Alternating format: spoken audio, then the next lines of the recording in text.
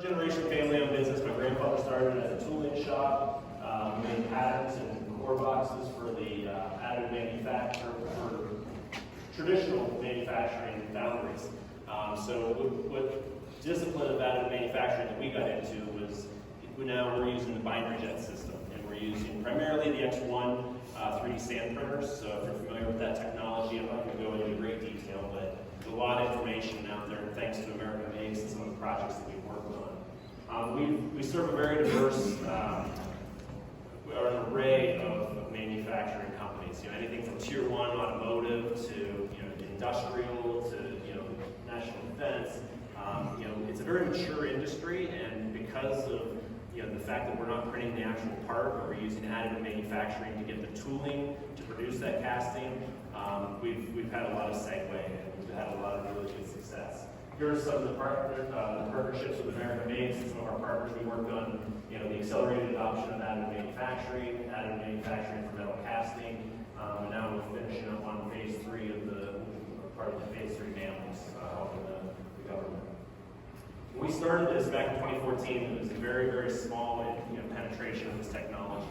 As you can see, there was only 5 or 6 of these pieces of equipment in North America. So having access was very difficult for us as a small manufacturer. The capital expenditure of this type of equipment plus $1.5 million. So it was very hard for us to access, and that's where we introduced and got connected with America Makes. They helped us get together with some of the leading people in the industry, and now you can see just a few small years, 2018 to 2019, there's still more being introduced into North America. Currently, I'm working on a project with a client. We're helping them install a 3D sand printer down in Mexico. I did not do that. Can't blame me. But anyhow, we're still working at adding more and more of these pieces of equipment. We're being contracted as a consultant to help customers hit the ground running because they're seeing the need for metal castings to use this technology. So currently, last year at this time, we just announced we just got a new facility. We're leasing from the Columbia County Port Authority, and now we currently house 3 SMAX printers. 2 of them are Youngstown products. This one right here is collaboration through America Makes, Youngstown State University. We're housing that currently. There may be plans to move that up to Youngstown, as Jim Tressel and some of the other Mike Herco and some of the team up here are looking at releasing the ending. So we're really glad that as they partner with us, we'll help them transition that piece of equipment into the educational thread. So currently have those 3 printers in house. Constantly looking at other partners that are looking to get into the space. We do consulting, so I go out and I help companies install in facilities or in a region, down in Mexico, where maybe there's a lot of manufacturing, a lot of metal casting. They want to put an asset in a region.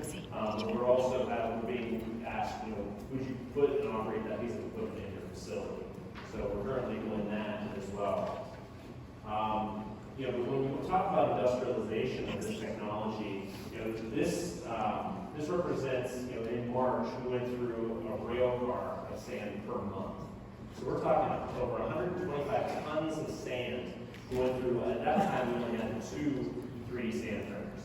So we're really getting to a point now where we're not just making, shelf trinkets. We're not just doing prototyping. But we have customers that are using this technology, for full-on production, maybe bridge production while tooling is being made. Some of these automotive companies and some of these big tools take 16, 18, 20 weeks to develop. So we're actually using these 3D sand printers now in bridge production to help them get from their design concept, prototyping, but then while the tooling is being built. We recently had a project for a client that they were tooling up a foundry. The foundry closed in the United States, so unfortunately they didn't go overseas. But they were at about an 18-month time frame to get that tooling produced, PPAP, and up and running in production. We were able to help bridge that gap so that they could sell the equipment. So it's really moving to the point now where we have clients that are looking at making consolidated sand cores in production, and we've quoted it as high as 30,000 estimated annual usage on that product. So we're really getting over the point of prototyping and getting into into real large-scale production. This past year, as OEMs are realizing the toolingless production process, we've shipped, we're starting to ship. My last shipment was just over to Indonesia. We shipped to South America, Central America, Mexico, Canada, even into Europe a little bit. Europe has a very strong handle on the additive manufacturing process for foundries, so we don't ship there very often, but there are opportunities. So, as a very small company and located in Columbia, Ohio, to have this type of reach, we really attribute a lot of that to the partnerships that started in this meeting and clients that are in this room. So, thank you to America Makes for that. But as a small company, we also in a very mature industry, we also kind of ride the economic the highs and the lows of that industry. So what we've found recently in this last year with partnering with different people, like I said, in this room or in this region or our clients, is there's new markets out there. This was a story that if you go and watch on social media, Freshmade 3D, another YBI portfolio company that we're partnered with, they went over and they scanned this statue, and we made, I believe it's a 1/8 replica. Then they take our additive manufacturing of 3D printed sand and then they apply their process to further post-process it. So we're trying to discover new markets, we're trying to partner with new companies that have different ideas, because I think we've just begun to scratch the surface of what's capable of some of these technologies. We're also getting into printing tooling. Here's the process. So they scan, they've got their CAD file, we print it on our large format 3D sand printers. And then this is Christopher Tomko from Freshmade 3D assembling and doing that post-processing to that statue. I believe it's currently, or will soon be, on display at Ellis Island. This was some people think this was the inspiration for the Statue of America, or Statue of Liberty. So, pretty cool project to be involved in. We're always looking for new partners and new markets to do types of projects like this. We're also seeing 3D printed tooling.